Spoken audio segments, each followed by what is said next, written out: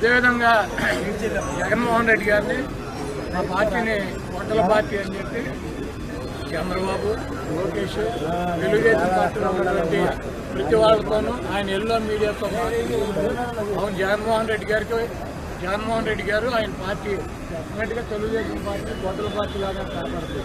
అది గొడ్డలు మామూలు గొడ్డలు కాదు, పరశురాముడి గొడ్డలే. గతంలో మనం చూసాం చరిత్ర. గొడ్డలు ఎవరి దగ్గర ఉండేది? శివుడి దగ్గర ఉండేది. శివుడి చేతిలో ఇప్పుడు కూడా ఉంటుంది. ప్రతి మన శివుడికి పూజ చేసే వాళ్ళకి తెలుస్తుంది. శివుడి చేతిలో ఒక చేతిలో గొడ్డలు ఉంటుంది, రెండు దుర్గామాత చేతిలో, విఘ్నేశ్వరుడి చేతిలో గొడ్డలు ఉంటుంది.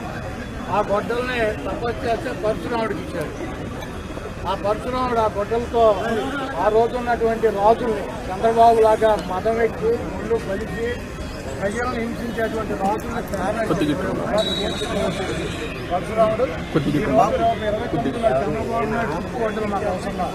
ఈ రోజు చంద్రబాబు నాయుడు గొడ్డలతో సంబంధం లేకుండా ఈ రాష్ట్ర ప్రజలు 2029లో పరశురాముడి గొడ్డలు జగన్మోహన్ రెడ్డి గారికి అందించబోతున్నారు. మీరు ఒకటి గుర్తుపెట్టుకోండి, ఆ గొడ్డలతో మీ పార్టీని, మీ అవినీతి సామ్రాజ్యాన్ని, మీ రాజకీయ జీవితాలని తెగనరికి భూమిలో పరశురాముడిలాగా పార్టీ పెడతాడు.